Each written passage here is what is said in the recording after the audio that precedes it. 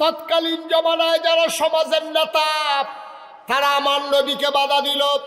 2 নম্বরে যারা টাকাওয়ালা তারা চিন্তা করলো যে এই টাকা যদি এইভাবে বৈধ অবৈধ কামাই, ইসলাম আসলে এই অবৈধ কামাই আর থাকবে না, মন যা চায় তা করা যাবে না। এই জন্য টাকাওয়ালা পুঁজিপতি যারা তারা চিৎকার করে ঘোষণা দিল, টাকা দাও, মোহাম্মদের ইসলাম থামাও। ঠিক কিনা কন? আজকে বাংলাদেশে দেখবেন, এখানে যেহেতু শিক্ষিত সচেতন জনগণ বেশি, এই জন্য ওভাবেই বলি, আজকে বাংলাদেশে দেখবেন যখন পহেলা বৈশাখ হয় তখন বিভিন্ন জায়গায় মেলা হয়, ওপেন এয়ার কনসার্ট হয়। এই যে কনসার্টগুলা মেলাগুলো স্পন্সর করে কারা? দেখবেন প্রাণ কোম্পানি, RFL কোম্পানি, অথবা দেখবেন বড় বড় মেঘনা গ্রুপ, অথবা দেখবেন সিটি গ্রুপ, বড় বড় গ্রুপ যারা আছে, বেক্সিমকো গ্রুপ। ওরা করে কি আপনার পহেলা বৈশাখ, রমনা বটমূলের ছায়ানটের আয়োজন, তারপরে আপনার কি বলে 31st নাইট, তারপরে 16ই ডিসেম্বরের নামে ওপেন এয়ার কনসার্ট স্টেডিয়ামের ভিতরে। এই টাকাগুলা দেয় কারা? টাকাগুলা দেয় বাংলাদেশে বড় বড় শিল্পপতি যারা, টাকার মালিক যারা, যারা আগে দাঁড়িয়ে রাখছিল বিপদুরা কামাই নিচ্ছে। আসেনি রে কারবা? আগে দেখলে মনে হইতো ফেরেস্তা একটা যাইতে আছে, সাদা পায়জামা, সাদা পাঞ্জাবি, সাদা টুপি, সাদা চুল, কি সুন্দর, অক্ষরে দরবেশের মতন, দরবেশে এত সুন্দর করে আটটা যাইতো। আর যেই মাত্র মাইনকা সিফাত করলো, কামাইয়া কুমাইয়া হমান। ঠিক কিরকম? হ্যাঁ, আচ্ছা কোন দুঃখে কই যারা ফাড়েনি কর। আচ্ছা আমরা রে হেরা কো, আমরা বিলে ধর্ম ব্যবসায়ী, আমরা বিলে ধর্ম লইয়া রাজনীতি করি, ধর্ম লইয়া ব্যবসা করি। এই যে মাহবুবুর রহমান আশরাফি, উনি যে এই মাদ্রাসার প্রিন্সিপাল, আচ্ছা ওনারে যদি কয় আপনার গলা ছুরি লাগাইব, আর না হইলে দাড়ি কামান, উনি কইব দাড়ি কামানো যাইতো না, ছুরি লাগাইলে লাগাও। আমি মুশতাক ফয়েজি, আমার যদি 1 কোটি টাকার প্রস্তাব দেয়, 100 কোটি টাকার প্রস্তাব দেয় যে 100 কোটি টাকা দেওয়া হবে, আপনি দাড়িগুলা কামাই ফেলেন, আমার দ্বারা কি সম্ভব? কথা কথা সম্ভব? তাহলে যেই মানুষগুলো কোটি টাকার কাছে হার মানে না, যেই মানুষগুলো গলায় বুকে বন্দুক ধরলে তার ইসলাম থেকে দূরে সরে যেতে চায় না, তারা হয়ে গেছে ধর্ম ব্যবসায়ী। আর যারা রাজনৈতিক ভাবে নিজেকে প্রতিষ্ঠিত করার জন্য সুরত ধারণ করে ইসলামের, সিরত হলো শয়তানের, ওরা ধর্ম ব্যবসায়ী না, আমরা ধর্ম ব্যবসায়ী, ওরাই হচ্ছে প্রকৃত ধর্ম ব্যবসায়ী। ঠিক কিনা বলো? আজকেও বাংলাদেশে ওই যে বললাম পহেলা বৈশাখে 31st নাইটে, 16ই ডিসেম্বরের বিজয়ে তারা টাকা দেয়, পয়সা দেয়, কোটি কোটি টাকা কনসার্টে আয়োজন করে, স্পন্সর করে। আজকে চান্দিনা মাহফিল হয়, এখানে কোনো একটা গ্রুপ এসে বলবে না কোরআনের মাহফিল যখন হয় আর আমরা যখন মুসলমান, পুরাটা খরচ আমরা কোম্পানি দিতে চাই, বাংলাদেশে কোনো কোম্পানি আয়োজন করতে রাজি না। ঠিক কিনা? ওরা বেহায়াপনা ছড়ানোর জন্য ওদের টাকা ইনভেস্ট করে, ওরা ইসলামকে ধ্বংস করার জন্যে তারা টাকা ইনভেস্ট করে, যুবক যুবতীর মাঝে অবাধ বিচরণ ছড়িয়ে দেওয়ার জন্যে, বেহায়াপনা অশ্লীলতায় আমার এই যুব সমাজকে ধ্বংস করার জন্যে ওদের যত পায়, তারা ইসলামকে রক্ষা করার জন্য ওদের একটা টাকাও খরচ হয় না। ঠিক কিনা বলেন? আমি যদি এখন জিকির শুরু করি আর ফজর পর্যন্ত লা ইলাহা ইল্লাল্লাহ জিকির করি, সব মানুষ বিরোধিতা করবে দূরের কথা, সবাই এসে আমার দেশি মুরগির ডিম সিদ্ধ করে নিয়ে আসবে, মুরগার চাউ ছোট্ট করে বোনা করে সিডারুডি দিয়া, যে হুজুরে অনেকক্ষণ ধরে জিকির করতে আসে, বিদেশি কম্বলটা, ফুতের টেহারা, গাছের লাউডা, মাছের মাথাটা, গরুর কলজাড়া সব আইনা নাগাইশের হুজুরের রুমের চতুর্দিক দিয়া, জিকিরের চতুর্পাশ দিয়া এরকম হাদিয়া তোহফা আসতে আছে। আর এলাকার সবাই কইতে আছে, এই হুজুর যে জিকির করে, মনে হয় মাছে জিকির করে, গাছে জিকির করে, আকাশে জিকির করে, বাতাসে জিকির করে, কি সুন্দর জিকির। আমি জিকির করলে বাধা তো আসেই না, বরঞ্চ আমার হাদিয়ার অভাব হয় না। আর নবীজি ঠিক এই জিকিরটা করার কারণে নবীজির উপরে আঘাত আসলো, গালি আসলো, ওরা মারতে ধরলো, তাইলে বুঝা যা গেল কুসকুস কালা হায়। ঠিক কিনা কর? পূজা দেবে একজন হরিনাথ, হরিনাথে পূজা দিব, গেছে ঠাকুর ব্রাহ্মণের কাছে, ব্রাহ্মণ তারে কইয়া দিছে কি কি লাগবো, কলার ছড়ি লাগবো, দুধ লাগবো, ফাড়া লাগবো, খাসি তারপরে ধুতি লাগবো, গামছা লাগবো, নতুন ফাইলা লাগবো, নতুন কলস লাগবে। আচ্ছা এবার মনে করেন আজকে থেকে বাংলাদেশে সব পূজা বন্ধ, ইন্ডিয়াতে সব পূজা বন্ধ, তো যারা ধর্মগুরু, যারা ঠাকুর, যারা পুরোহিত, এখন তো তার কাছে আর কেউ পূজা দিতে যায় না। তো পূজা দিত না গেলে তার কলার ছড়িও শেষ, তার 5 কেজি দুধও শেষ, ফাড়াও শেষ, গামছাও শেষ, তার ধুতিও শেষ, তার নতুন কলসও শেষ, ফাইলাও শেষ। এবার আপনারা কোন এই ব্যাহতার কি বাংলাদেশও আছে যে আপনি কইবেন পূজা বন্ধ আর ব্রাহ্মণ ঠাকুরেরা কইবে কোনো সমস্যা নাই বন্ধ করে দাও? এটা মেনে নেবে না। তারা চাইবে পূজা চলুক, তাইলে আমাদের ইনকামের পথ খোলা থাকুক। বাংলাদেশও একদল আলেম নামদারি যারা নবীর কুওয়ারিশ, নবীর প্রকৃত ওয়ারিশ নয়, যারা জীবন বাজি রেখে নবীর দিনকে আগাই নিতে চায় না, যারা মনে করে এমনি দাওয়াত টাওয়াত খাইয়া হ্যানতে লইয়া সইয়া এই কেউ দোয়া করে ফার করে দিয়া এইভাবে বিভিন্ন সময়ে বিভিন্ন কাজ কইরা যারা বৈশা খায়, শক্ত সামর্থ্য মানুষ থাকার পরেও, এলেম কালাম থাকার পরেও সে একটা গৃহস্থিও করে না, একটা অটোও চালায় না, একটা রিক্সাও চালায় না, একটা ভ্যানও চালায় না, কোনো চাকরিও করে না, কোনো ব্যবসাও করে না, কোনো কৃষিকাজও করে না। যেই মানুষটি বইয়া খায়, তারা চিন্তা করছে ইসলাম যদি কায়েম হয়ে যায়, সবাই যদি কাজ করে খাওয়া লাগে, তাইলে তো আমার এই সবই বন্ধ। এই সবই বন্ধের জন্য তৎকালীন জমানায় একদল ধর্মগুরু যারা, তারা নবীর বিরোধিতা করেছে, ঠিক কিনা বলে? আজও এই বাংলাদেশে একদল মুসলমান নামধারী, টুপিদারি, ধ্বজাধারী, একদল পাঞ্জাবিওয়ালা মানুষ, তারা দেখা গেছে যে ইসলামের মৌলিক বিষয়ে কথা আসলে তারা নিজেদেরকে ইসলামের বিরোধিতা করা শুরু করে। এবং যখন ওই গণজাগরণ মঞ্চ হয়েছিল, শাহবাগের জমিরও যখন অশ্লীলতা বেহায়াপনা ছড়িয়ে পড়েছিল, তখন এই বাংলাদেশে আলেম নামদারি মানুষগুলোও বলেছে যে আমরা সবচেয়ে বড় পুণ্যের কাজ করেছি, এই বেহায়াপনায় যোগ দিতে পেরেছি, ঠিক কিনা? আমাদের আন্দাজ নাই, এই মুখে দিয়ে যাই তাই কইতে থাকে। টেলিভিশনটা খুললেই, পত্রিকাটা খুললেই দেখা যায় খেলা হবে, আছে নাকি নাই? একটা এরকম একটা কথা কইলে সারে তুমি খেলতা ফারবা কি ফারবা না, এটা বুঝ করে কম লাগে না? হ্যাঁ গে ওপেন হার্ট সার্জারি হয়ে রয়েছে, দুইজনে দইরা খেলা করান লাগে, হাতে কয় খেলা হবে, খেলতো পারে, খেলতো পারে।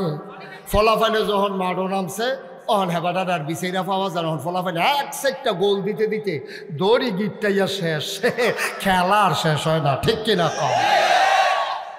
মুসলমান মন দিয়ে শোনো, আমাদের মানুষগুলো ক্ষমতায় থাকতে একরকম, ক্ষমতা চলে গেলে আর একরকম, ঠিক কিনা?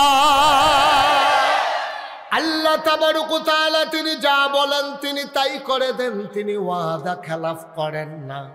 ওয়াদা খেলাফ করা আমার আল্লাহর জন্য শোভা পায় না, ঠিক কিনা? তিনি নিজেই নিজের ব্যাপারে ওয়াজ করে দিলেন। আল্লাহ বলেন, ইন্নাকা লা তুখলিফুল মিআদ। আমার আল্লাহ এমন আল্লাহ, তিনি যা ওয়াদা করেন, ওয়াদার খেলাফ করা আমার আল্লাহর জন্য শোভা পায় না, ঠিক কিনা?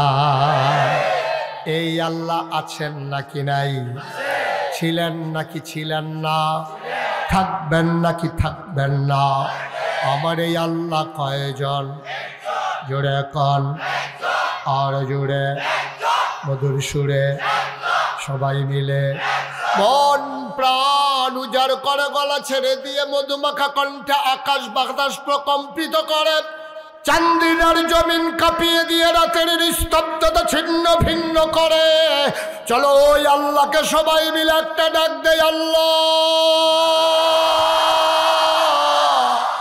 ও প্রাণের আল্লাহ, খুঁজে খুঁজে দেখলাম, সব কিছুর মতো পাইলাম তুমি লাম ইয়ালিদ ওয়ালাম ইউলাদ ওয়ালাম ইয়াকুল লাহু কুফুয়ান আহাদ। তিনি কারো থেকে জন্ম নেন নাই, কাউকে জন্ম দেন নাই। বন্ধু, দুনিয়ায় পীরের মতো পীর হয়, নেতার মতো নেতা হয়, মন্ত্রীর মতো মন্ত্রী হয়, আমার আল্লাহর কি মতো হয়?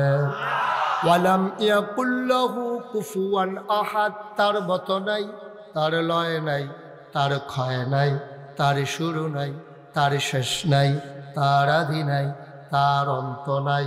তার দিগন্ত নাই, তার ডেস্ট্রয় নাই। তিনি ছিলেন, তিনি আছেন, তিনি থাকবেন। তিনি কয়জন? আমার আল্লাহ রাব্বুল আলামিন কোরআনুল কারীমে 21 পারায় সর্বশেষ একটা সূরা দিয়েছেন। সূরার নাম রেখেছেন সূরা আহজাব। এই সূরা আহজাব মদিনায় অবতীর্ণ। এখানে আয়াত আছে 73টা, রুকু আছে 9টা। বলেন সুবহানাল্লাহ। আয়াত কত? সবাই মুখস্থ করে ফেলতে হবে। আয়াত কত? রুকু। সূরা কি মাক্কি না মাদানি? মাদানি সূরা। সূরার ভিতরে 73টা আয়াত, 9টা রুকু। আল্লাহ বলছে, ইয়া আইয়ুহান নবী, হে নবী। আল্লাহ নবীকে ডাকলেন, বললেন হে নবী। মুফাসসিরিন কিরাম ঐকমত্য পোষণ করেছেন, যদিও নবীকে ডেকেছেন, কিন্তু এই শুধু নবী এখানে এই আল্লাহর ডাকের আওতায় না। এখানে নবীর যত উম্মত, যত দুনিয়ার মানুষ, কিয়ামত পর্যন্ত যারা আসবে, কোরআনের প্রতিটি আয়াত, প্রতিটি বাণী, যেটা আমাদের জন্য হচ্ছে শিক্ষা। এই কোরআন হচ্ছে আমার তোমার জীবন বিধান, পথ চলার পথেও। যদিও ডেকেছেন ইয়া আইয়ুহান নবী, হে নবী, ডাকের ভেতরে আমরাও যেন পড়ে গেছি। বলেন আলহামদুলিল্লাহ। আল্লাহ বললেন ইয়া আইয়ুহান নবী, হে নবী, ইত্তাকিল্লাহ, আপনি ভয় পাবেন শুধুমাত্র, কেবলমাত্র, একমাত্র আল্লাহকে। সুবহানাল্লাহ বলবেন না? ভয় পাবেন কাকে? কথা বলা, ভয় পাবেন কাকে?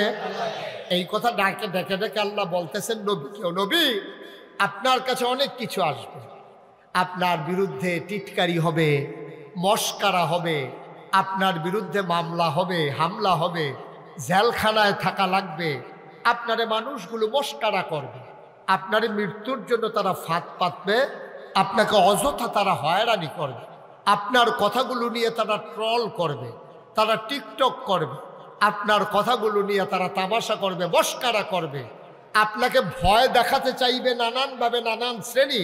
ইত্তাকিল্লাহ, আপনি মনে রাখবেন আমি আল্লাহ আপনাকে বলছি, আপনি কাউকে, ওই প্রশাসন বলেন, ওই যান্ত্রিক, এই আপনার যারা ক্ষমতার মসনদে আছে ওরা বলেন, প্রশাসন বলেন, র্যাব, গোয়েন্দা, কর্মকর্তা, কর্মচারী, যত ধরনের প্রভাবশালী, ক্ষমতাশালী, এলাকার সর্দার, পুঁজিপতি, রাষ্ট্রপতি, যারাই যেখানে ক্ষমতাসীন থাকুক, আপনি মনে রাখবেন কাউকে আপনি ভয় করবেন না।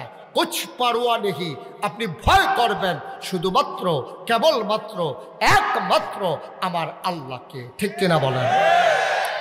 মুসলমান, কাউকে ভয় করা যাবে না। ভয় করলে ঈমান নিয়ে কবরে যাওয়া যাবে না। আজকে যদি আমি এখন সুদের বিরুদ্ধে কথা বলি, এই এলাকায় যারা সুদখোর, ওরা বলবে হুজুর কি একটা ওয়াজে পারে আর পারে না। আমি পারলেই কি আর না পারলেই কি, আমি যে এত বলতে আছি তারপরও তো আপনি ছাড়েন না। সুদখোর আমার ওয়াজে সন্তুষ্ট হবে না, এইটাই স্বাভাবিক। ঠিক কিনা? কাউকে ভয় পাবেন না। নবী কি কাউকে ভয় পায় নাকি? একথা বলা লাগলো কেন? কারণ হলো নবী যখন দ্বীনের দাওয়াত দেওয়া শুরু করলেন, 3 দল মানুষ নবীর বিরুদ্ধে একেবারে খড়গহস্ত। 3 দল মানুষ নবীকে নানানভাবে, নানান প্রস্তাব দিয়া থামিয়ে দিতে চেয়েছে, মৃত্যুর হুমকি দিয়েছে, মেরে ফেলবে ঘোষণা দিয়েছে, যেন কোনোভাবেই নবী ভয় না পায়। আল্লাহ তাবারক ওয়া তাআলা নবীর মনে বিশ্বাস জাগিয়ে দিচ্ছেন, ওয়ালা তুতিল কাফিরিনা ওয়াল মুনাফিকিন, ভয় তো পাবেনই না। মুনাফিক কাফের যারা, তাদের অনুসরণ অনুকরণ করাও যাবে না। ঠিক কিনা? আপনি বলতে গেলেই সমস্যা, আপনি বলতে গেলেই সমস্যা। আপনি চুপ থাকেন, এটা অনেক ভালো।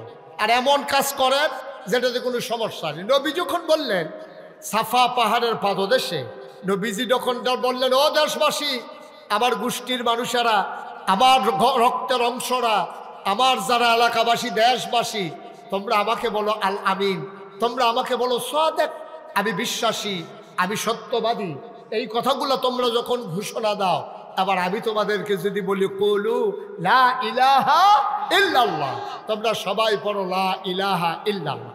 ভাই বুঝার জন্য বলতেছি, খরগোশের মতো কান খাড়া করে, মাছের মতো নিষ্পলক নয়নে দয়া করে একটু শুনুন, একটু বুঝুন। আমি যদি এই যে আল্লাহর নবী বলছেন পড়ো লা ইলাহা, কথা বলুন লা ইলাহা ইল্লাল্লাহ, এই কথা বলার সাথে সাথে আপনারা সবাই বলতে হবে, সব কাফেররা মক্কায় যারা ছিল তারা কি খুশি না বেজার? কথা কোন, খুশি না বেজার? হ্যাঁ, সংখ্যা একেবারে মাইনরিটি, সামান্য কিছু লোক খুশি হয়েছে যারা দিন নিজের জীবনে গ্রহণ করেছে। ওরা ছাড়া মাইনরিটি যারা, মেজরিটি যারা, মাইনরিটি একটা সংখ্যা, সামান্য কয়েকজন, তারা খুশি হয়েছে। আর বাকি সবাই মিলে টিটকারি মস্কারা, ও এতদিনের ঘুমর বাড়িছে, ফাগরি বেন দে তাইনে মনে হয় যেন কত্তরা মুসল্লি, এতক্ষণে তাইনে খাইছে ধরা। আমরা তো এতদিন বুঝছি না এই বাপ ধরে সেটা উনি কি করতে আছে। এখন আমাদের বাপ দাদার ধর্মের মুখে সুনকালিমা খাইতে আছে, 360 দেবদেবীর বিরুদ্ধে কথা কয়, লা ইলাহা ইল্লাল্লাহ, আল্লাহ সারা বিলে কোনো ইলাহা নাই, মাহবুদ নাই, মাশুক নাই, মাউজুদ নাই, মাকসুদ নাই, রহমান নাই, রাহিম নাই, তিনি ওয়াদুদ নাই, রাজ্জাক নাই, কেউ বলে নাই, শুধু একমাত্র আল্লাহ। এটা সরাসরি আমাদের বিরুদ্ধে যুদ্ধ ঘোষণা। এতক্ষণে ওনার ভালো বের হয়েছে। ভাই সত্যি কথা মনে রাখেন, ওই ময়দানটার ভিতরে সামান্য কয়েকজন লোক ছাড়া একজনও নবীকে সমর্থন করে নাই। সবাই টিটকারি মেরেছে, মস্কারা মেরেছে, মারতে ধরেছে। আবু জেহেল তো বারবার রক্ষা যায়, নবীজিরও ঘুষি দিব, কয়েকবার গেছে, তো আবার কয়েকজনে ধৈর্য রাখে। তো ঝগড়ার সময় আমরা দেশেও দেখছি লাগলে ধৈর্য রাখে, আমি ধৈর্যেন না। দুইজনে যদি লাইন গেলায় প্রথমে দৌড়েন না, প্রথমে সাইডা দিয়ে দুইজনে দুইটা খাইয়া বুঝো ঘুষি কারে কয়, এরপরে ধাক্কাইও দেখবেন ফাটতেন না। এই যখন টান দিয়া ধরে তার রেস্কো বাড়ে, তাই লাগনের লেগিয়া আরো শরীরের ভিতরে রেস্কো আই, এরপরে যদি আর ধরুন্যাটা যদি বেরিয়েই তো হয়, তে মনে হয় যেন দুনিয়াটা তামা করে লাগবো। একটা খাইয়াইলে তার কন্যাইও আর ফাটাইতেন না। তাই আবু জেহেল করছে কি, নবীজিরা বারবার মারতে যায় আর সবাই মিলে ধরে রাখছে। আবার আবু জেহেল আবার ভয়ও পায় যে এখন যদি আমি নবীজির গায়ে আঘাত করি, নবীর চাচা আমির হামজা, নবীর চাচা আবু তালেব, নবীর চাচা আবু লাহাব, নবীর বংশ বনু হাসিম গোত্রের লোকেরা সবাই যারা আছে, আমি মোহাম্মদরে একটা ঘুষি দিলে যদি হগলে ফিরাইয়া একটা করে দেয়, তা আমি দেন একটা ভাগে পড়ে কয়টা, একটার জায়গা তো আর একটা থাকে না, অনেকগুলো তো ফেরে যায়। এইটা আবার ডরায়। এর ভিতর দিয়ে নবীর চাচা আবু লাহাব একেবারে পাথর নিয়ে হাতে ঢিল মেরেছে এবং জঘন্য একটা গালিও দিছে, বলছে ইয়া মোহাম্মদ তাব্বালাক, ও মোহাম্মদ তোমার ধ্বংস হোক। নাউজুবিল্লাহ বলবেন না? জোরে বলবেন না নাউজুবিল্লাহ?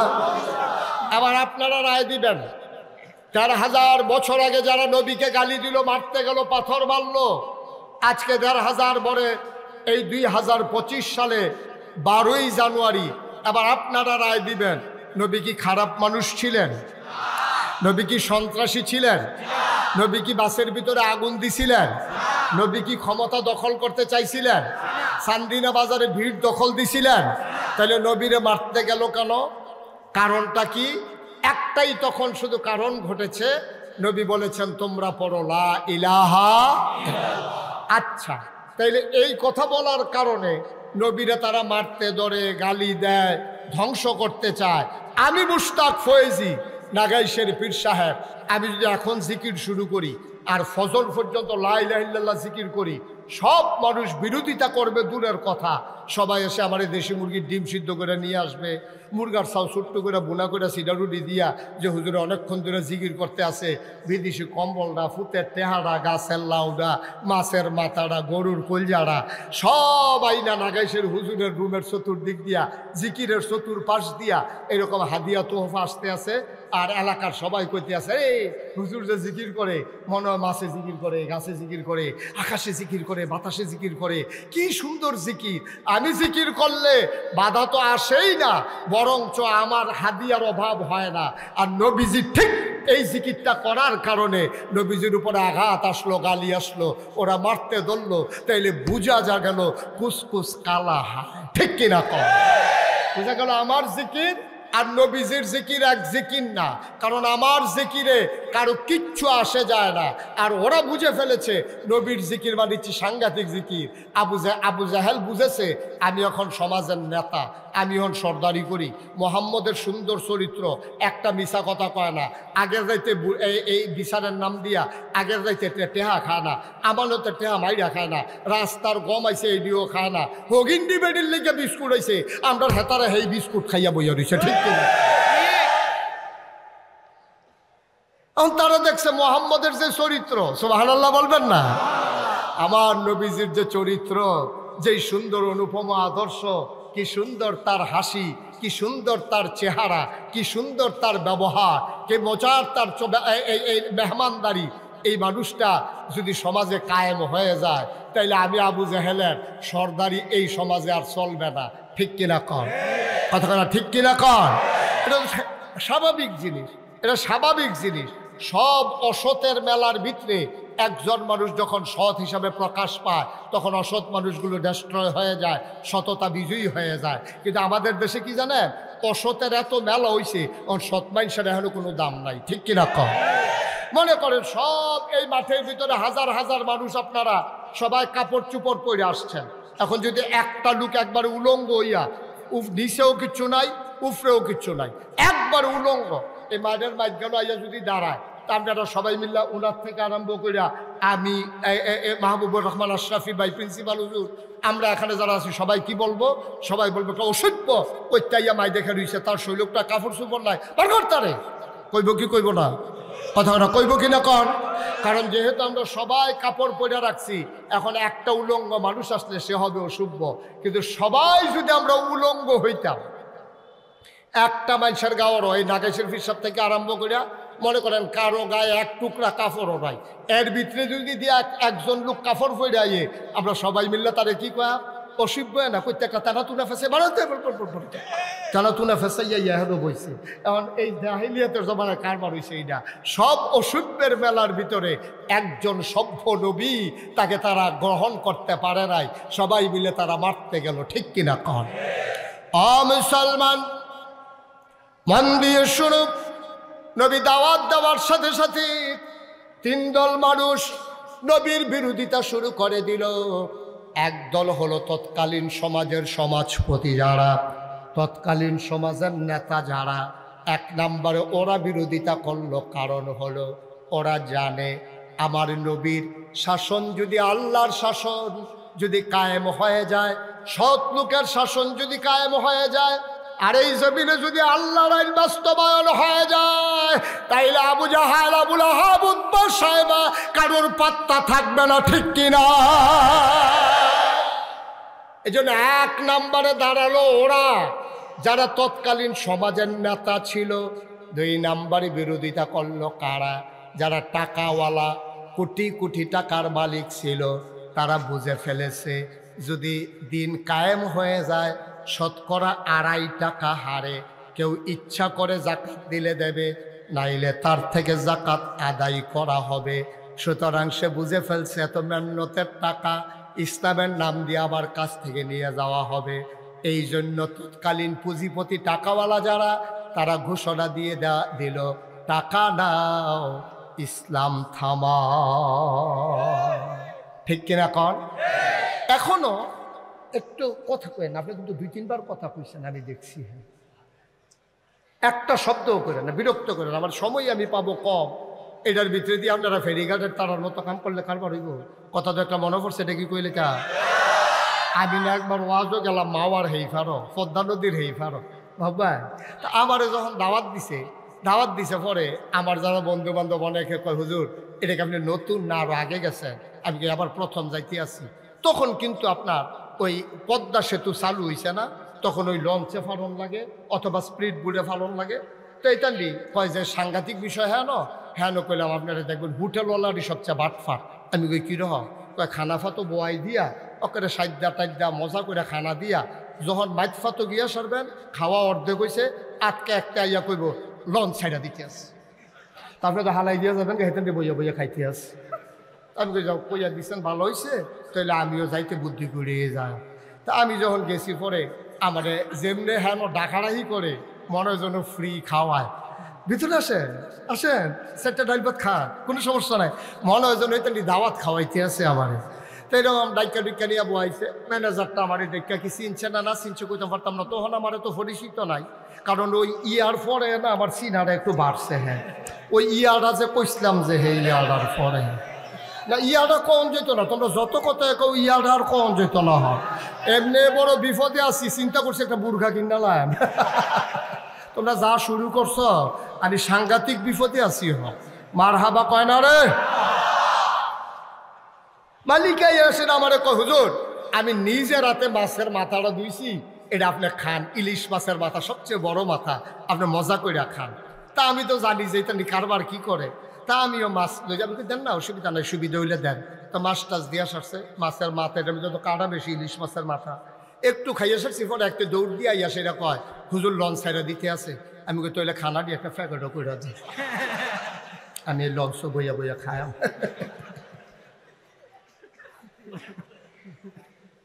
টেনশনের দরকার নাই, দাও দাও। একটু দেরি হইব, তাহলে আমি কই খাইয়েই উঠি। মুসলমান মন দিয়ে শুনো, এক নম্বরে তৎকালীন জমানায় যারা সমাজের নেতা তারা আমার নবীকে বাধা দিল। 2 নম্বরে যারা টাকাওয়ালা তারা চিন্তা করলো যে এই টাকা যদি এইভাবে বৈধ অবৈধ কামাই, ইসলাম আসলে এই অবৈধ কামাই আর থাকবে না, মন যা চায় তা করা যাবে না। এই জন্য টাকাওয়ালা পুঁজিপতি যারা তারা চিৎকার করে ঘোষণা দিল, টাকা দাও, মোহাম্মদের ইসলাম থামাও। ঠিক কিনা কন? আজকে বাংলাদেশে দেখবেন, এখানে যেহেতু শিক্ষিত সচেতন জনগণ বেশি, এই জন্য ওভাবেই বলি, আজকে বাংলাদেশে দেখবেন যখন পহেলা বৈশাখ হয় তখন বিভিন্ন জায়গায় মেলা হয়, ওপেন এয়ার কনসার্ট। এই যে কনসার্টগুলা, মেলাগুলো স্পন্সর করে কারা? দেখবেন প্রাণ কোম্পানি, RFL কোম্পানি, অথবা দেখবেন বড় বড় মেঘনা গ্রুপ, অথবা দেখবেন সিটি গ্রুপ, বড় বড় গ্রুপ যারা আছে, বেক্সিমকো গ্রুপ। ওরা করে কি, আপনার পহেলা বৈশাখ, রমনা বটমূলের ছায়ানটের আয়োজন, তারপরে আপনার কি বলে 31st নাইট, তারপরে 16ই ডিসেম্বরের নামে ওপেন এয়ার কনসার্ট স্টেডিয়ামের ভিতরে। এই টাকাগুলা দেয় কারা? টাকাগুলা দেয় বাংলাদেশে বড় বড় শিল্পপতি যারা, টাকার মালিক যারা, যারা আগে দাঁড়িয়ে রাখছিল, বিপদুরা কামাই নিচ্ছে। আসেনি রে কারবা? আগে দেখলে মনে হইতো ফেরেস্তা একটা যাইতে আছে, সাদা পায়জামা, সাদা পাঞ্জাবি, সাদা টুপি, সাদা চুল, কি সুন্দর। অক্ষরে দরবেশের বোতল, দরবেশে দরবেশে এত সুন্দর করে আটটা যাইতো। আর যেই মাত্রতে মাইনখা সিফাত করলো, কামাইয়া কুমাইয়া হমান। ঠিক কিনা কম? হ্যাঁ। আচ্ছা কোন দুঃখে কই যারা ফাড়েনি কর। আচ্ছা আমরা রে হেরা কয়, আমরা বিলে ধর্ম ব্যবসায়ী, আমরা বিলে ধর্ম লইয়া রাজনীতি করি, ধর্ম লইয়া ব্যবসা করি। এই যে মাহবুবুর রহমান আশরাফি, উনি যে মাদ্রাসার প্রিন্সিপাল, আচ্ছা ওনারে যদি কয় আপনার গলা ছুরি লাগাইব, আর না হইলে দাড়ি কামান, উনি কইব দাড়ি কামানো যাইতো না, ছুরি লাগাইলে লাগাও।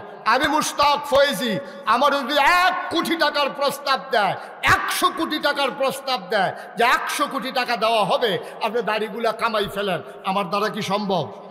কথা কথা সম্ভব? তাহলে যেই মানুষগুলো কোটি টাকার কাছে হার মানে না, যেই মানুষগুলো গলায় বুকে বন্দুক ধরলে তার ইসলাম থেকে দূরে সরে যেতে চায় না, তারা হয়ে গেছে ধর্ম ব্যবসায়ী। আর যারা রাজনৈতিক ভাবে নিজেকে প্রতিষ্ঠিত করার জন্য সুরত ধারণ করে ইসলামের, সিরত হলো শয়তানের, ওরা ধর্ম ব্যবসায়ী না, আমরা ধর্ম ব্যবসায়ী, ওরাই হচ্ছে প্রকৃত ধর্ম ব্যবসায়ী। ঠিক কিনা বলো?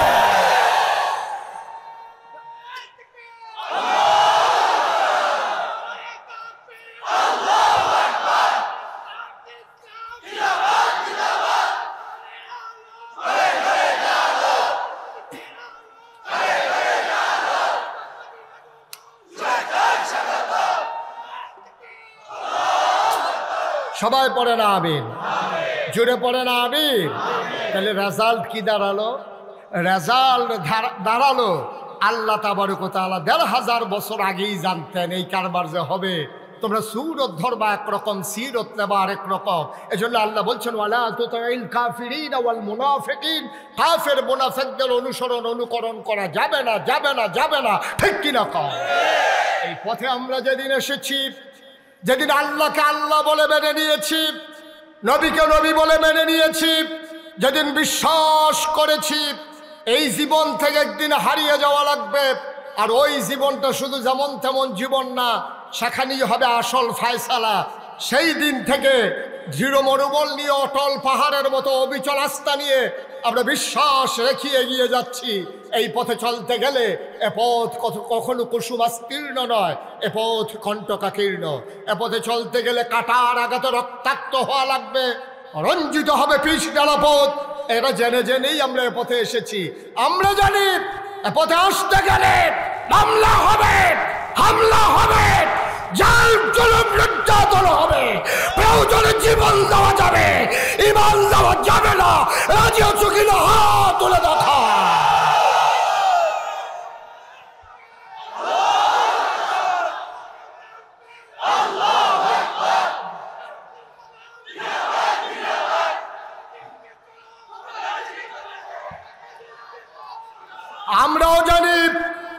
আমরাও জানি কেমন করে তাল মিলিয়ে চলতে হয়, আমরাও তাল মিলিয়ে চলতে জানি। কিন্তু আমরা বিশ্বাস করি এই দুনিয়ায় ফুলের মালার কোনো দাম নাই, কবরে যদি হয় জোতার মালা। ঠিক কিনা বলো? আর এই দুনিয়ায় যদি টিটকারি হয়, মস্করা হয়, গুম হয়, নির্যাতন হয়, নিপীড়ন হয়, মামলা হয়, হামলা হয়, ফাঁসি কাস্টে ঝুলতে হয়, বিশ্বাস আছে যেদিন কবরে যাব অপেক্ষা করছে আমাদের জন্য ফুলের মালা। ঠিক কিনা বলো? সুতরাং দুনিয়ায় ছেলেরা বসাও, তারা চুপ করে বসাও। তা কায়দা ভাইয়া লাইছে বালা, সবাই কনা আমিন, জোরে কনা আমিন। সুতরাং ভাইয়েরা, এটা কোনো হিংসি না, ঝগড়া বিবাদ না, কাউকে হ্যায় করা না, কাউকে খাটো করা না। বিশ্বাস করেন আপনি এই পথে যখন অবিচল আস্থা নিয়ে চলবেন, আপনার হাদিয়া বন্ধ হয়ে যাবে, আপনার উপরে টিটকারি আসবে, মস্কারা আসবে, চাকরির উপরে আঘাত আসবে, আপনাকে মানুষ টিটকারি মারবে, আপনার স্ত্রী আপনাকে মস্কারা করবে এই পথে যদি আপনি সঠিকভাবে আসেন। আজকে নতুন করে আসেন, দেখবেন আপনার স্ত্রী আপনাকে টিটকারি করে, মস্কারা করবে। আপনি দাড়ি রাখেন না, দাড়ি রাখছেন, আপনার স্ত্রী দাড়ির পক্ষে না, দেখবেন আপনার কি আগুন যাইতে আছে ঘরের ভিতরে। আপনি টের পাইছে, যার ঘরে এই আগুন সে টের পাইছে। আপনি হাতে জি কইও লাভ নাই, না কইও লাভ নাই, যার ঘরে এই আগুন। এখন তো দাঁড়িয়ে রাখছে, তো হুজুরের ওয়াজ শুনে 5 ওয়াক্ত নামাজ পড়ে, দাঁড়িয়ে রাখছে, পাঞ্জাবি গাও দেয়, টুপি পাতা দেয়া নেই, তার বউয়ে কি একটা কারবার চাইতে আছে ঘরটার ভিতরে, একটা আগুন জ্বলতে আছে, এর ভিতরে দিয়া হাতার শালিয়ে ফোন দিছে, আফা কেমন আছো? কই কি আর ভালো, নমুনা খারাপ। দুলাভাই কতটা দুলাভাই আছে, মাইয়া তো সিল্লান দিয়া লাগছে, দুলাভাইয়ের কি তো হয়েছে? কতটা দুলাভাই হুজুর না, দুলাভাই বলে হুজুর হয়ে গেছে গা, দাড়ি রাখলো গেলে, টুপি মাথার দিল গেলে, দুলাভাই এখন হুজুর হয়ে গেছে গা, তাই দুলাভাইয়ে নাই। নাউজুবিল্লাহ কইতেন না, জোরে বলবেন না নাউজুবিল্লাহ। তাইলে বিরোধিতা করলো কয় দল? 1 নম্বরে যারা রাজনৈতিক নেতা, 2 নম্বরে যারা ছিল পুঁজিপতি টাকাওয়ালা। আজকেও বাংলাদেশে ওই যে বললাম পহেলা বৈশাখে 31st নাইটে 16ই ডিসেম্বরের বিজয়ে তারা টাকা দেয়, পয়সা দেয়, কোটি কোটি টাকা কনসার্ট আয়োজন করে, স্পন্সর করে। আজকে চান্দিনা মাহফিল হয়, এখানে কোনো একটা গ্রুপ এসে বলবে না কোরআনের মাহফিল যখন হয় আর আমরা যখন মুসলমান, পুরাটা খরচ আমরা কোম্পানি দিতে চাই, বাংলাদেশে কোনো কোম্পানি আয়োজন করতে রাজি না। ঠিক কিনা?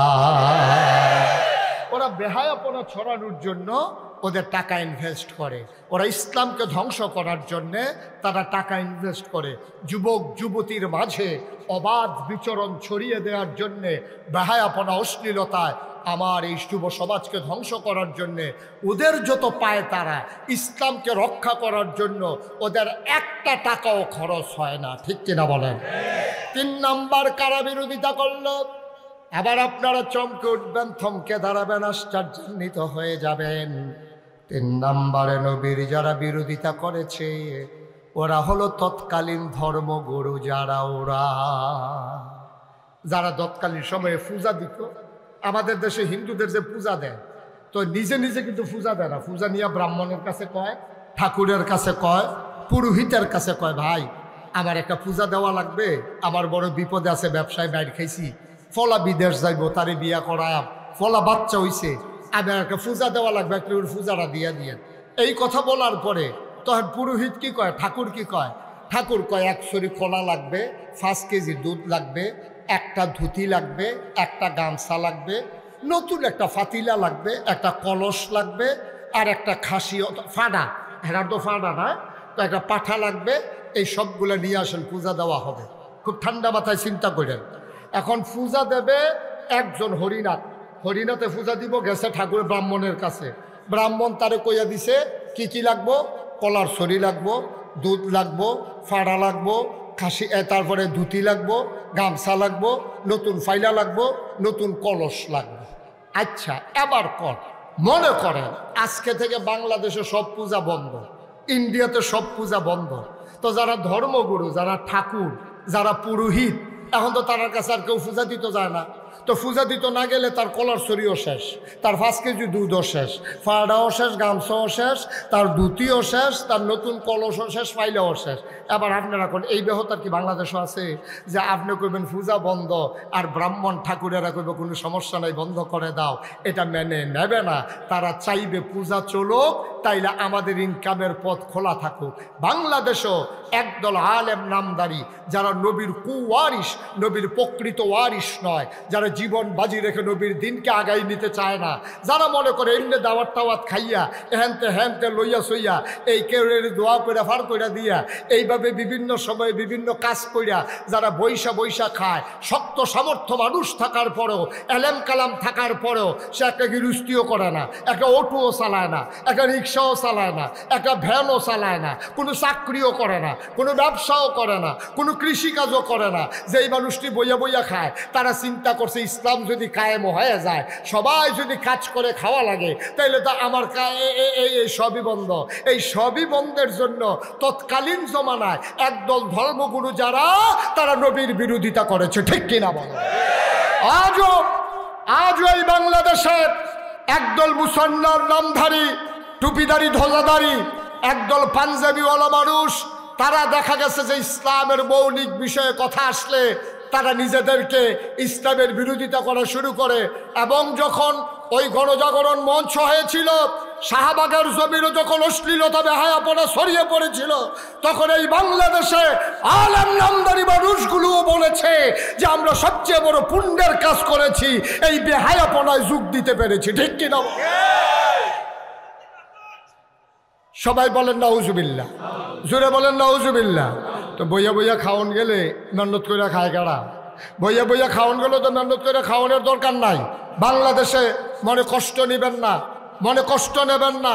হক্কানি পীর মাশায়েখ আছে বলে এখনো বাংলাদেশে মুসলমান টিকে আছে, কিন্তু পীরালির নাম দিয়া একদল যেইভাবে ইসলামটাকে শেষ করে দিয়েছে, একদল, সবাই না, হক্কানি পীর মাশায়েখ আছেন এখনো, কিন্তু পীরালির নাম দিয়া একদল মানুষ এই হগিন্নি বেডি টেহা দেয় খায়, রিক্সাওয়ালা টেহা দেয় খায়, খালি হিকছে এইটা এমনি আত্রা এমনি থাহে, কেডায় যেন এমনি ঘুরাই দিছিল, এটা আবার এমনি হইয়া যাই, ঠিক কিনা কও? কেন আপনার মতো মানুষ, আমি যে মুশতাক ফৈজি, আমিও তো ফিসাব, আমি মেহনত, আমি মাটি কাটলেও তো ডেলি 500 টাকা পাই। আমি যদি মাটিও কাটি, আমার ডেলি 500 টাকা রুজ দেওয়ান লাগবো। আমি অটো চালাইলেও 1000 টাকা কামাই করতাম পারাম, আমি সিএনজি চালাইলে আমি 1500 টাকা কামাই করতে পারবো। কিন্তু বাংলাদেশে এমন অনেক পীর আছে, 1-2 জন না, শত আছে, কোনো কাজ নাই, কোনো কাজ নাই, অর্ধাঙ্গ বিকলাঙ্গ না, পরিপূর্ণ সুস্থ মানুষ, শুধু বৈশা খায়, মানুষ দেয় আর হ্যাঁ খায়, এইরকম আছে নাকি নাই? তারে বসান, হ্যাঁ ছেলে বসো, বসো, উডে সিফা দিয়ে বইয়ে থাকবো না, আছে নাকি নাই? অথচ দেখেন 1500 বছর আগে আমার নবীজি, আহারে, কেউ যদি প্রমাণ দিতে পারেন যে একদিন তিনি বসে খাইছে, আবার একদিন একজন প্রমাণ দেন, একটা প্রমাণ দেন যে নবী 63 বছরের জিন্দিগিতে একদিন তিনি অসহায়ভাবে শুধু বসে বসে তিনি খাবার দাবার চেয়েছে, ওনার কি হাদিয়া ছিল না? সাহাবারা তো কলজা রাখাইতে দিয়া লাইতে চাইছে, তারা বাড়িঘর দিয়া লাইছে।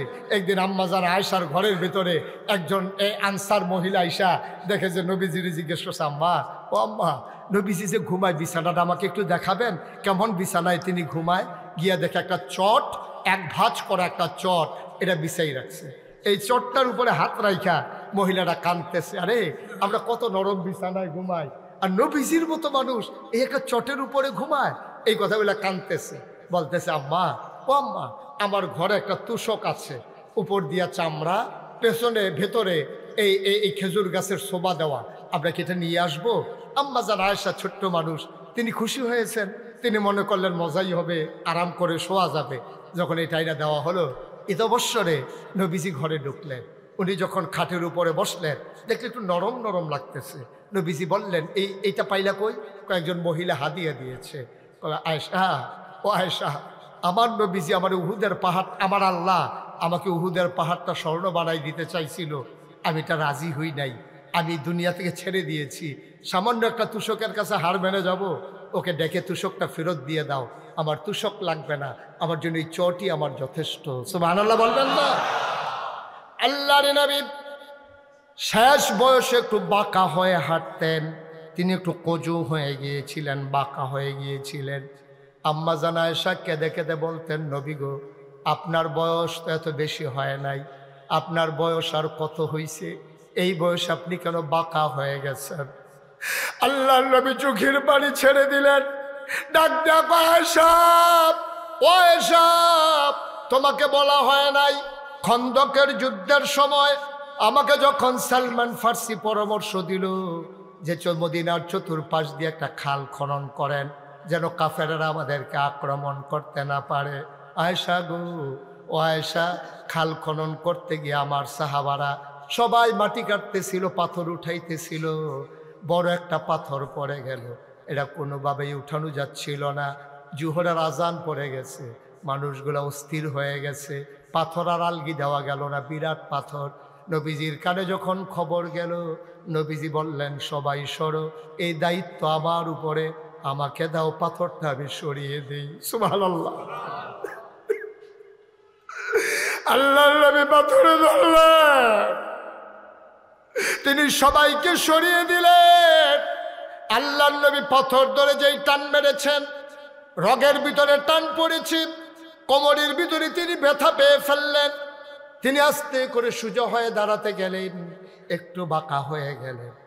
নবীজি কান্দে আর কয়, আয়েশা, সেই দিন যে পাথর টান দিয়ে একটু ব্যথা পাইছিলাম, এই ব্যথাটা আজ পর্যন্ত আর আমার কাছ থেকে গেল না। বাদশাহ নবী, দুজাহানের বাদশাহ নবী। ভাই, ইবনে তাফসির ইবনে কাসির, একটা বিশ্ববিখ্যাত তাফসির, ইবনে কাসির দামিশকি রহমাতুল্লাহ আলাইহি, তার একটা হাদিস এনেছেন সেখানে নবীজির। এই হাদিসটা এত রেয়ার, আমি আর কোথাও অনেক জায়গায় খুঁজছি, আমি হাদিসটা আর পাই নাই। সেখানে ইবনে কাসির দামিশকি রহমাতুল্লাহ আলাইহি বলেন, একবার নবীজি বসে আছেন, এমন সময় একজন বেদুইন আরব, দূর মরুভূমির গ্রামের একটা আরব মুসলমান আসছে নবীর দরবারে, এসে বলতেছে, আসসালাতু ওয়াসসালামু আলাইকা ইয়া রাসূলুল্লাহ, আসসালাতু ওয়াসসালামু আলাইকা ইয়া হাবিবাল্লাহ। নবী বললেন, ওয়া আলাইকুম আসসালাম ওয়া রাহমাতুল্লাহ, কি খবর? কই, ইয়া রাসূলুল্লাহ, আপনি কি আমাকে চিনতে পেরেছেন? কই, না, তোমাকে তো চিনলাম না। কই, আমি দূর মরু প্রান্তরে একেবারে অজপাড়া গায়ে নিবৃত পল্লীতে বর্ডার বেল্টে আমার ঠিকানা, আমি একবারে সাইডে আমার বাড়ি, সবসময় তো আসতে পারি না, এজন্য আপনি আমাকে দেখেন কম, আপনারেও আমি দেখি কম। নবী গো, একটা খুশির খবর নিয়ে এসেছি। আল্লাহর নবী বললেন, কিসের খুশির খবর? ইয়া রাসূলুল্লাহ, ইয়া হাবিবাল্লাহ, আপনি তো আমার রুহানি পিতা, আমার মেয়েটা তো আপনার নাতনি, আপনার মেয়ে, আপনার নাতনি বিয়ের উপযুক্ত হয়ে গেছে। আমি একটা ভালো ছেলে পাইয়া, নামাজি, পরহেজগার, অনেক সুন্দর উত্তম চরিত্রের অধিকারী একটা মানুষ পাইয়া তার জন্য বিয়ে ঠিক করে ফেলেছি, বিয়েও হয়ে গেছে। নবী গো, গুস্তাখি মাফ কর দিজিয়ে, বেয়াদবি মাফ করবেন, আমি আপনারে জানাইতে পারি নাই, আমি এসেছি এই জন্যে আপনার নাতিনের বিয়েতে আপনি কি কোনো উপহার দিবেন না?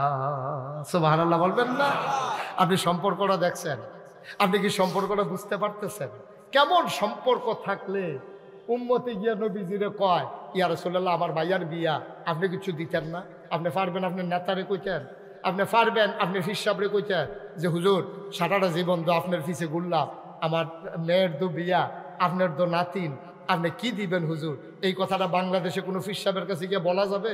বরং ফিসাব আরও আশায় থাকে নাতিনের যখন বিয়ে হইছে একটা লুঙ্গি আর একটা ছাতি তো নিশ্চিত,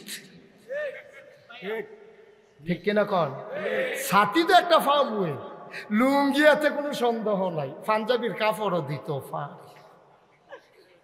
যেহেতু আমার নাতিনের বিয়ে হয়েছে আমি তো এটা ফা না, তাই না যে জীবনে বাইদে বাইদে দেওয়ান দরকার, তাই না এটার আর খবর নাই, তাই খালি হাদিয়া লইতে ইচ্ছে। আবার মাসালা পা হাদিয়া লন সুন্নত, অন হাদিয়া লন যে সুন্নত এটার লগে লগে যে আছে হাদিয়া দেওয়ানও সুন্নত, এটা তাই বুঝলেই লিস, ঠিক কিনা কন? নাতিনের বিয়ে হয়েছে, ফিসা হুজুর আপনি কি দিবেন? বাংলাদেশে এই কথাটা কইন না মুরিদ, আর এরকম কথা কোনের জায়গা ফিসাব বড় অভাব আছে, ঠিক কিনা কন?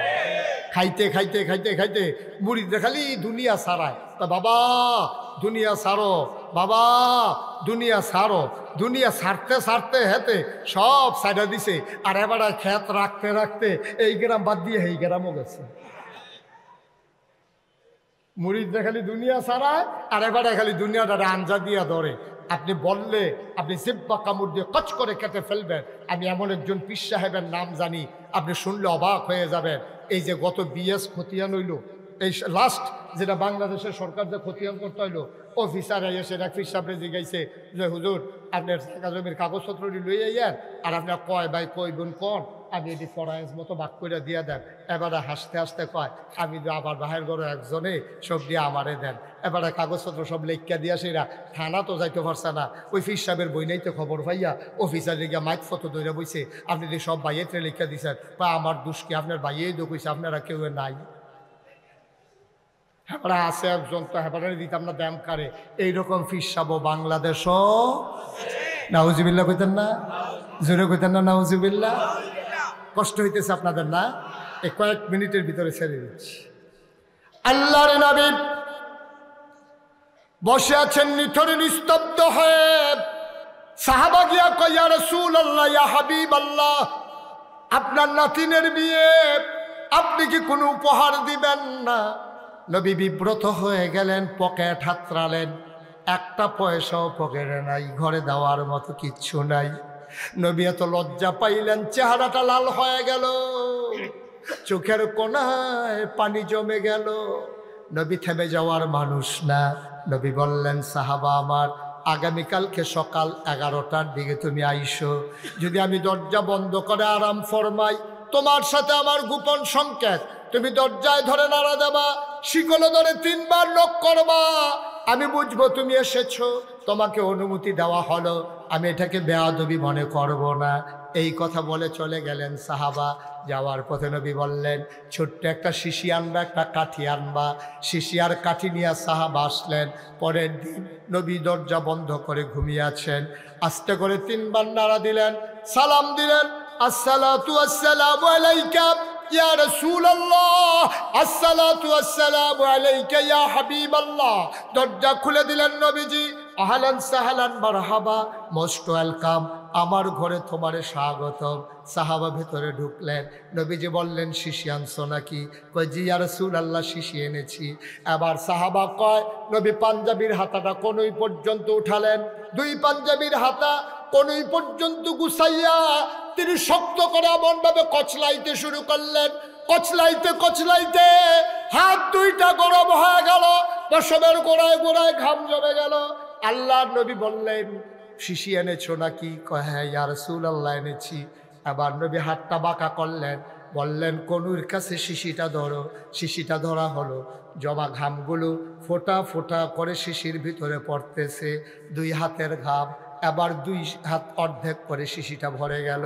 আল্লাহর নবী মুখটা বন্ধ করে কাঠিটা হাতে দিয়া ডাক দেয়া কয়, সাহাবারে, ও সাহাবা, গরিব নবী তোমার, ইচ্ছে করলেই একটা দাবি উপহার দিতে পারলাম না।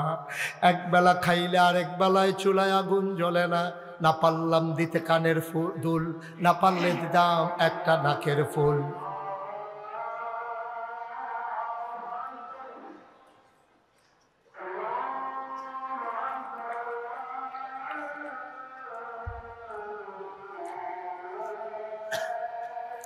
একটু বসেন। এই যে এই ছেলে, মাইটা কালারের গঞ্জি, বসো।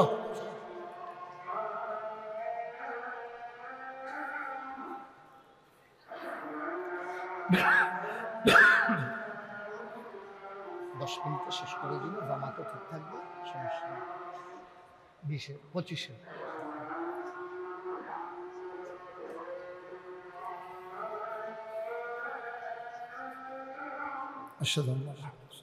উঠেন না, আমরা সবাই জামাতে নামাজ পড়বো, একটু বসেন।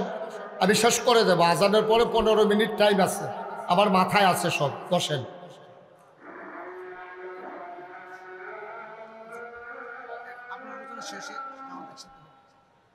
ওরা তো আজানটা একটু থামাইতে পারলাম না, 15 মিনিট। ওকে ফাইন, আমি আর একটু কথা শেষ করি, অসুবিধা নেই, সমস্যা নেই। এই যে ভাই, কি করতেছেন আপনি? আর আসতেন যা পরে পরে বইয়ে থাকছি বলবে।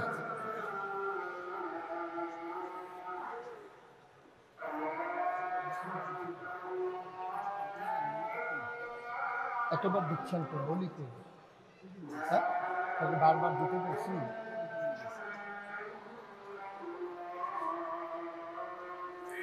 আল্লাহুম্মা সাল্লি আলা সাইয়্যিদিনা মুহাম্মাদ। সবাই পড়েন আমিন। দুই একজন ভাই উঠতেছিলেন, এটা না, এরকম না, বিষয়টা এরকম না। প্রস্রাব তো ধরতেই পারে। আপনি ঢাকা থেকে বাসে উঠছেন, প্রস্রাব ধরছে, চান্দিনা আসার আগ পর্যন্ত কতবার আপনি কইছেন কন্ট্রাক্টরে কই গেট লক, চাকরি থাকতো না। আপনি এই ফেসাব লই আগে পড়ছেন না চান্দিনা, তো মাহফিলও ফেসাব ধরলে করণ লাগবে, এটা কইছে কাটা, একটু বইলেই তো হয়। কই দেন, অসুবিধা নেই। আমিন কন, জোরে কন, আরো জোরে। আমি শেষ করে দিচ্ছি, যে কথাটা শুরু করেছিলাম শেষ করবো না, ছেড়ে দেব। সবাই কন আমিন। বন্ধুরা আমার, ভাইরা আমার, আবার আল্লাহর নবী চোখের পানি ছেড়ে দিয়ে কয়, সাহাবা আমার, তোমার গরিব নবী একবেলা খাইলে আর একবেলা খাবার নাই। একদিন চুলায় আগুন জ্বললে 3 দিন চুলায় আগুন জ্বলে না। তোমার মেয়ের বিয়েতে খুব আশা ছিল বড় একটা উপহার দেব, কিন্তু দেব কেমনে? গরিব নবী তোমার দিতে পারলাম না একটা নাকের ফুল, 2টা কানের দুল, পারলাম না গলার মালা, হাতের বালা, বেনারসি কাঁথান, কোনো কিছুই তোমার মেয়েকে দেওয়া হলো না। ঘরে এসে তালাশ করলাম, বিয়েতে দেওয়ার মতো কি আছে তোমার মেয়ের জন্যে? অনেক তালাশ করার পরেও কোনো জিনিস পাই নাই।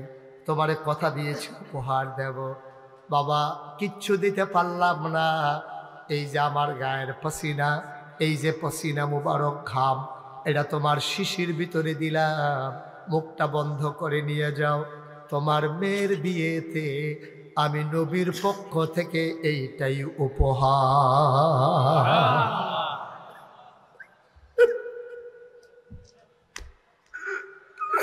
কি নবী আমার, এই নবী তোমার আমার নবী, কলিজার ভিতরে মায়ায় ভরা। আল্লাহ কোরআনুল কারীমে কত সুন্দর করে ওয়াজ করে দিলেন, ফাবিমা রাহমাতিন মিনাল্লাহ, ফাবিমা রাহমাতিন মিনাল্লাহি লিনতা লাহুম ওয়ালাউ কুনতা ফাজ্জান গালিজাল কলব লানফাদ্দু মিন হাওলিক ফাআফু আনহুম ওয়াস্তাগফির লাহুম ওয়াশাবিরহুম ফিল আমর ফাইযা আযামতা ফাতাওয়াক্কাল আলাল্লাহ ইন্নাল্লাহ ইউহিব্বুল মুতাওয়াক্কিলিন। কলজাটা ভরা নবীর মায়া, দুনিয়ার মানুষের জন্য, সমস্ত প্রাণীর জন্য মায়ার মায়া। এই নবী বিয়েতে কিচ্ছু দিতে পারলেন না, নিজের গা থেকে ঘাম মুবারক বের করে 1 শিশি ঘাম ওই ওবাদুইন আরবের হাতের ভিতরে দিয়ে কই, এইটাই তোমার মেয়ের বিয়েতে উপহার। সাহাবা মাথা নিচু করে বাড়ির দিকে রওনা করলেন। মেয়েটা বাড়ির আঙ্গিনায় দাঁড়িয়ে আছে, নবী উপহার দেবে, বাবা নিয়ে আসবে। ছোট্ট মেয়ে, একেবারে কিশোরী মেয়ে, মেয়েটার মনে বড় আনন্দ, নিশ্চয়ই নবী ভালো একটা উপহার দেবে। উপহার পেতে কান্না ভালো লাগে। মেয়েটা অপেক্ষমান, বাবা কেন আসে না? বেলা পড়ে যায়, বাবা কেন আসে না? দূরে মরুভূমির মাঝে তাকিয়ে দেখি একটা মানুষ ক্লান্ত পরিশ্রান্ত হয়ে আগায় আসতেছে। বাড়িটা ছিল বিচ্ছিন্ন একটা জায়গায়। মেয়েটা যখন দেখলো দূর থেকে বুঝলো আব্বা আসতেছে, মেয়েটা দিল দূর, মাঠের মাঝামাঝি চলে গেল, বাবাকে জড়িয়ে ধরলো, দেখে হাত খালি। বলে, বাবা আমার বিয়ে থেকে আমার নবীজি কোনো উপহার দেয় নাই, কিচ্ছু কি দেয় নাই আমার নবী। লোকটা কান্দার কয়, হবে তোর ভাগ্য বড় ভালো, তোর মতো মেয়ে আসমানের নিচে জমিনে আর আছে কিনা আমি জানি না, সবচেয়ে দামি উপহারটা তুই পেয়ে গেছস। আব্বা কই উপহার? লুঙ্গির খুঁট থেকে বের করলেন ছোট্ট একটা শিশি। যখন বের করার সাথে সাথে পুরা এলাকাটা সুগন্ধে ভরে গেল। মেয়েটা কয়, বাবা এটা কি? কইটাই তোর বিয়েতে নবীর দেওয়া উপহার। নবী নিজের হাতে ঘাম বের করে তোর জন্য শিশিতে ভরে দিয়ে দিয়েছেন। মেয়েটা খপ করে হাতে নিল, চোখে মুখে লাগালো, বুকে লাগালো, চিৎকার করে কয়, বাবা গোটা পৃথিবীটা যদি নবীজি আমারে দিত আমি এত খুশি হইতাম না, নবীর গায়ের আতর পেয়ে আমি যত খুশি হয়েছি।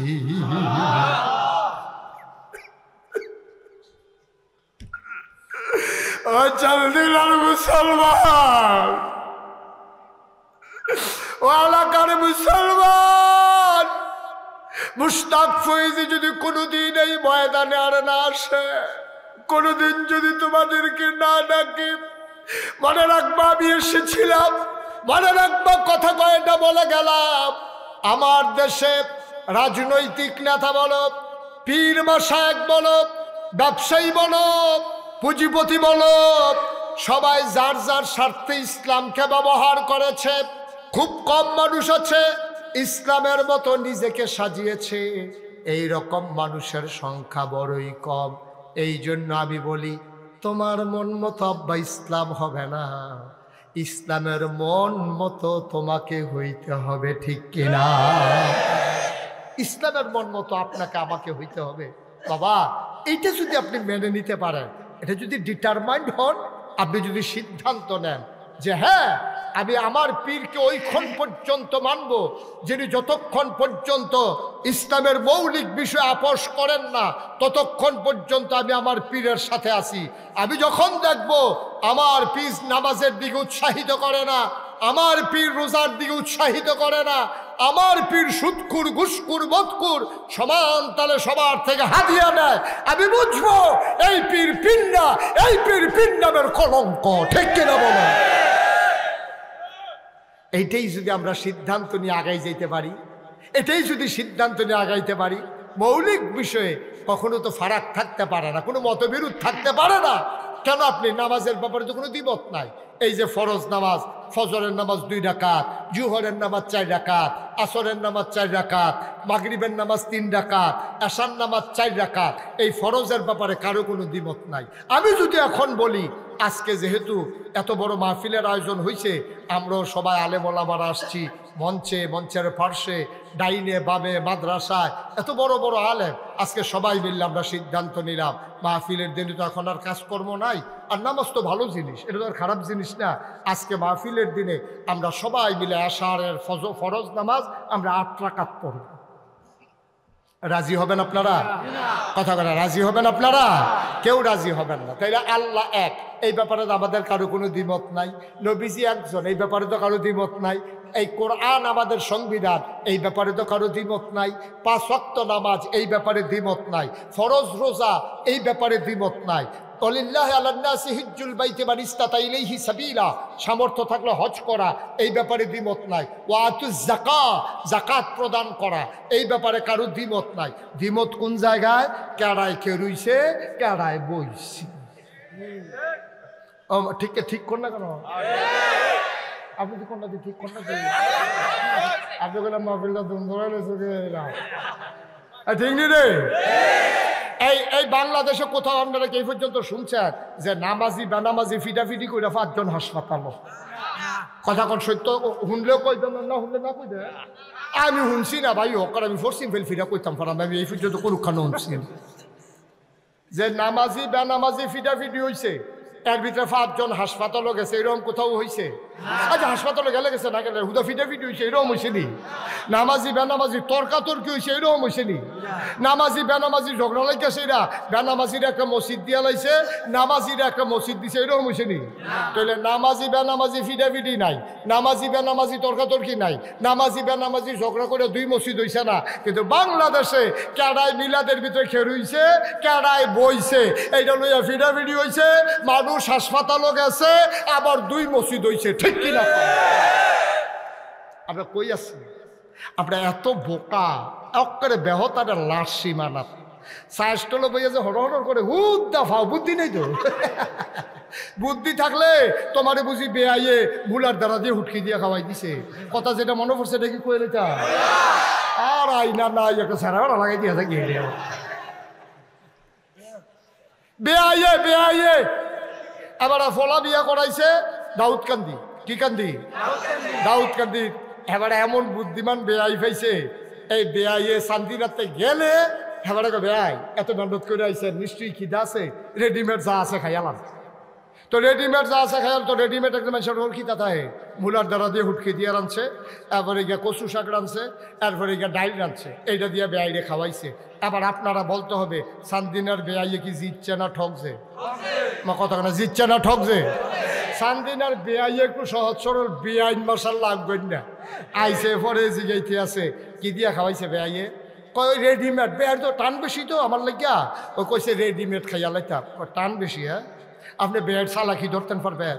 বেআই বাতাসা ছাড়া আইয়া পড়ছে, কয় মনে নাই হেই বেআই না আমার। আপনি এই বেআইয়ে বুঝে আপনার টান বেশি দিকে রেডিমেড খাওয়াই লইছে। কয় তো রেডিমেড কিতা খাওয়াইছে? কয় মুলার দ্বারা দিয়ে হুটকি দিয়া আর কচু শাক আসির আর গিয়া ডাইল দিয়া। এই দিখাইতেন না আপনি দাউদকান্দি গেছে, আমরা কোনো খানার অভাব আছে। আরেকবার যাইতে আপনি এই ইলিটগুঞ্জ নেন না, চাটা খাইয়ার পরে যাইবেন, দেরি হইলেও যেন কোনো সমস্যা না হয়। পরের বার গেছে, বেআইনে তো হিয়াই দিছে, গেছে পরে কয় বেআই যা আছে রেডিমেড খাইয়ালাম। কয় না, নাস্তা খাই যাইছি, লুঙ্গিটা দেন গোসল করি, বেআইন যখন মুর কাটা জব করতো।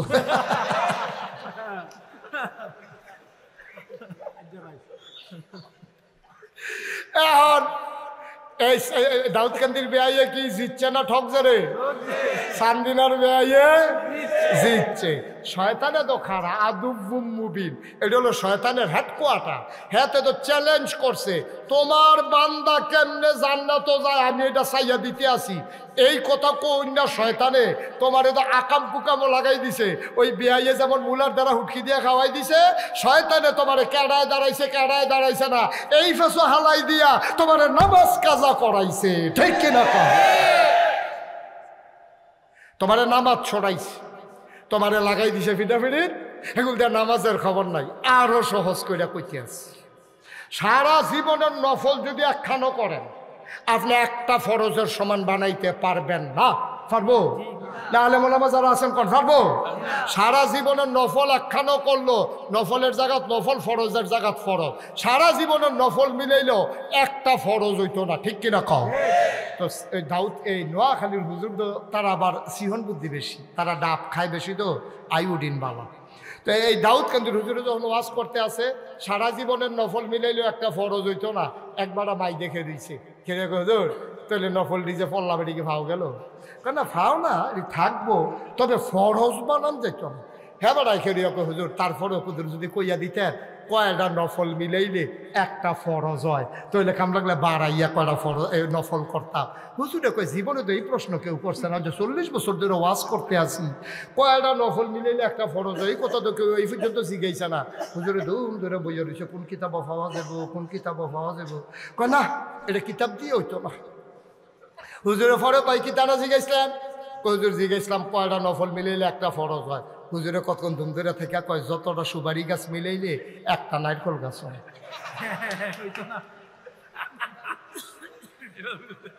1 কোটি সুপারি গাছ মিলাইলে তুমি যেমন একটা নারিকেল গাছ বানাইতে পারবা না, সারা জীবনের নফল মিলাইলে ফজরের একটা সাজদার সমান বানাইতে পারবা না, ঠিক কিনা? তোমার নফল লাগাই দিয়ে ফরজ তরক করাইতে আছে।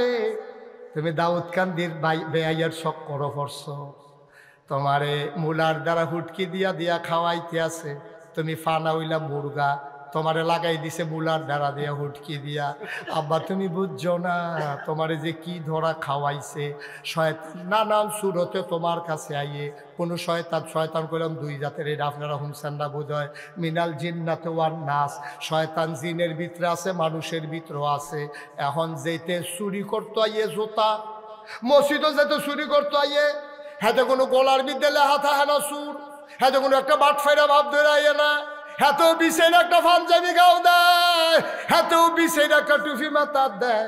কারণ তে জানে টুপি মাথাত না দিয়া গেলে মানুষের সন্দেহ করে লাইব, পাঞ্জাবি না গাও দিলে সন্দেহ করে লাইব। এর লেগে জোতা চুরেও জোতা চুরির আগে দিয়ে একটা ভাব ধরে। বাংলাদেশও ইমান চুরির আগে একদল ইমান চুর একটা ভাব ধরে, ঠিক কিনা? দেখলে মনে হয় তোমার ফেরেস্তা নাজিল হইছে, কি সুন্দর ফাগড়ি, কি সুন্দর দাড়ি, কি সুন্দর পাঞ্জাবি, মনে হয় তোমার ফেরেস্তা একটা যেটা শয়তানের হেডকোয়ার্টার, ঠিক কিনা? তুমি আমার মুসলমানের ভিতরে বিভেদ সৃষ্টি করো। ফরু মাসালা নিয়ে তুমি 3 ঘন্টা ওয়াজ করলে 4 ঘন্টা তুমি ফরু মাসালা নিয়ে ওয়াজ করো, মৌলিক ওয়াজ তোমার নাই। বাংলাদেশে তুমি বেনামাজি দেখো না, নামাজের ওয়াজ পারো না, তুমি আওয়াবিনের ওয়াজ করো, আশরাকের ওয়াজ করো। আগে নামাজের ওয়াজ করো, 18 কোটি মানুষ আগে নামাজি হোক, তারপরে যখন নামাজ ধরে লাইব তে বিষয়টা আরো নফল নামাজ বার করবো, মজা পাইয়া লাইলে, ঠিক কিনা? হাতে বাইক যাও আর জ্বালায়, হাতে হৌর বাইক গেছে বেড়াইতো, যাও হুদাবাদ খালি যাও খাওয়ায় তো এই জ্বালা আয় যাও খাইতে খাইতে ভিতরটা তামা করে লাইছি। হৌর বাইত গিয়ে দিয়ে কুদু সিন্নি টিন্নি খাওয়ান যায়নি, গিয়ে দেখছে যে দিছে যাও, হৌর বাইত গেছে পরে শুরু করছে যাও দিয়া। তো যাও দিয়া যখন দিছে তো বাইত যেই যাও এটা জ্বালায় হৌর বাইত এলাম, সেই যাও দিয়ে ভাই হৌর বাইত শুরু হয়েছে, তেমনি ঠেলা দিয়ে বসে নিহি খায়েঙ্গে। ওই নিহি খায়েঙ্গের লগে যে আঙ্গুলের মধ্যে যে কুতুর লাগছে এটা মুহ দিয়ে দেখে মিডা লাগে। এত মনে মনে কি করে যাও মনে করে ঠেলা দিয়ে দিবেন নিয়ে না।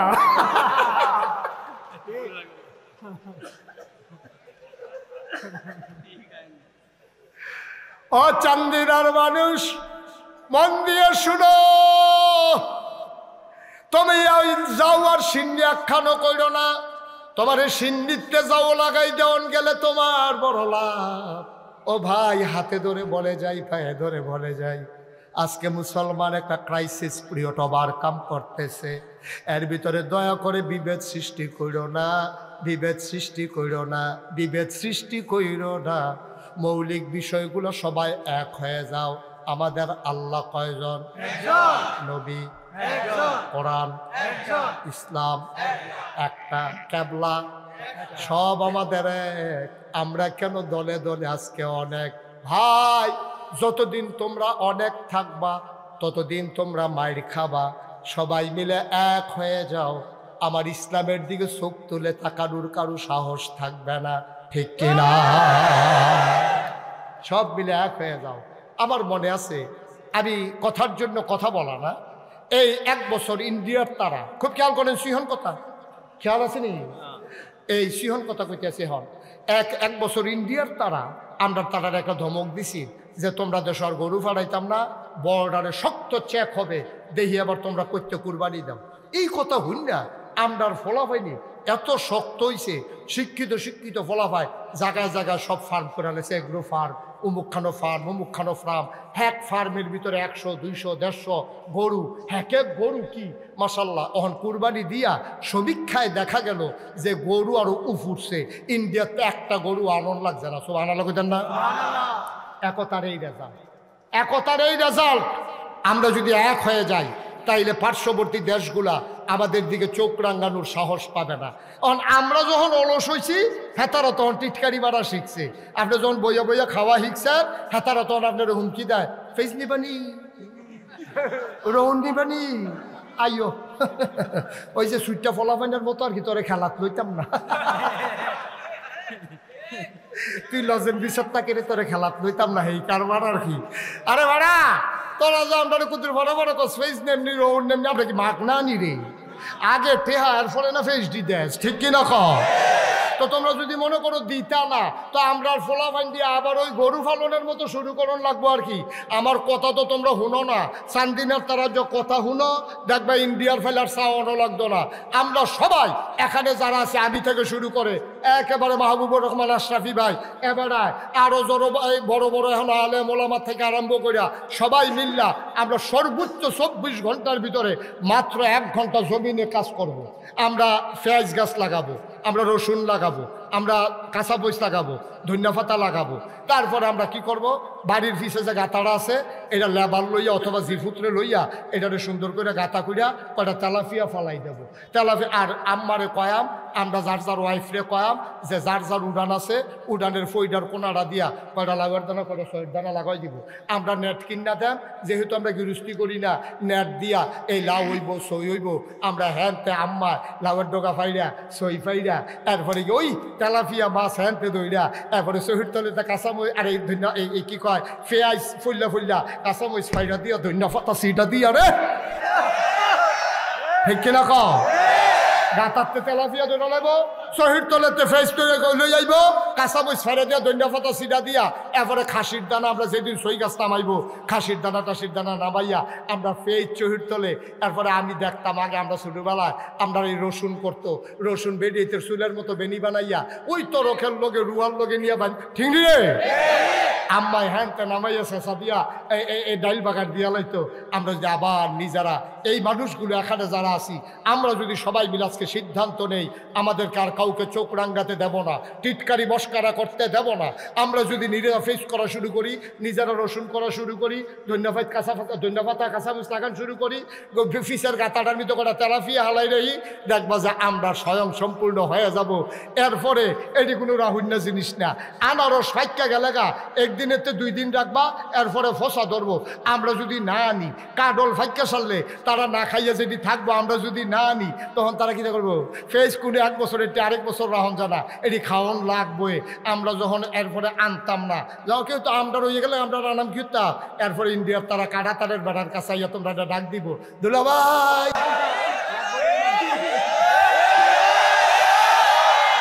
দুগলা ফেস নিয়েন, আমরা তো নিহি খায়েঙ্গে শহীদ তোলে ঠিক কিনা খাবেন। কথা তো শুনোচ্ছা, কথা তো শুনোচ্ছা, তাহলে ইন্ডিয়ার তারা আমরা ফেস দিয়া ডর দেয় হয়তো ভালো নয় ঠিক কিনা খা।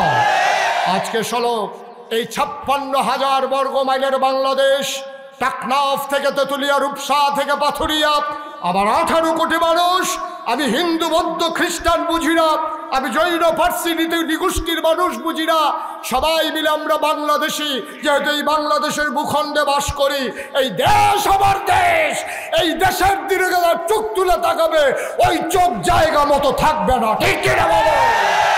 সুতরাং আসুন সবাই মিলে আমরা ঐক্যবদ্ধ হই, সবাই মিলে আমরা একতাবদ্ধ হয়ে সবাই মিলে জানান দেই এই দেশ আমার দেশ, আমার ধর্ম ইসলাম, আমার রব আল্লাহ, আমার নবী মুহাম্মদুর রাসূলুল্লাহ, আমার জীবন বিধান সংবিধান আমার কোরআন। যদি দীপ্ত শপথ নিতে পারো খোদার কসম, খোদার কসম, পূর্ব আকাশে সূর্য ওঠা যেমন সত্য, পশ্চিমে অস্ত যাওয়া যেমন সত্য, চতুর্দশী পূর্ণিমার চাঁদ যেমন আকাশে হাসে ফকফকা জুসনা বিলে এটা যেমন সত্য, আল্লাহর জমিনে আল্লাহর দ্বীন কায়েম হওয়া তার চাইতে আরো বেশি সত্য ঠিক কিনা বলো।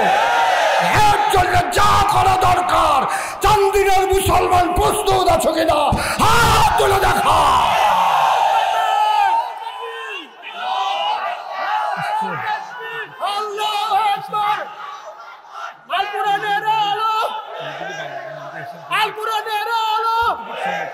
সবাই পড়েন আমিন। আমরা এখন এশার নামাজ পড়ব। আমার প্রিয় ভাই, বাংলাদেশের প্রথিত যশা আলেমে দ্বীন, বিশিষ্ট আলোড়ন সৃষ্টিকারী বক্তা সাদিকুর রহমান আল আজহারি, তিনি আমাদের মাঝে এসে তার শরীফ এনেছেন। আলহামদুলিল্লাহ বলবেন না? ওয়াজ শুনলে বুঝবেন ওয়াজ কারে কয়। আমার ঠিকই আর ওয়াজ, আমি তো আই যাই আপনার লোকে খাতিরা সেল লেগে আর কি। ওয়াজ ওইব এখন আইতে আছে ওয়াজ। সাদিকুর রহমান আল আজহারি উনি ইনশাল্লাহ আপনাদের সামনে আসার পর আলোচনা করবেন। নামাজের পর সাথে সাথে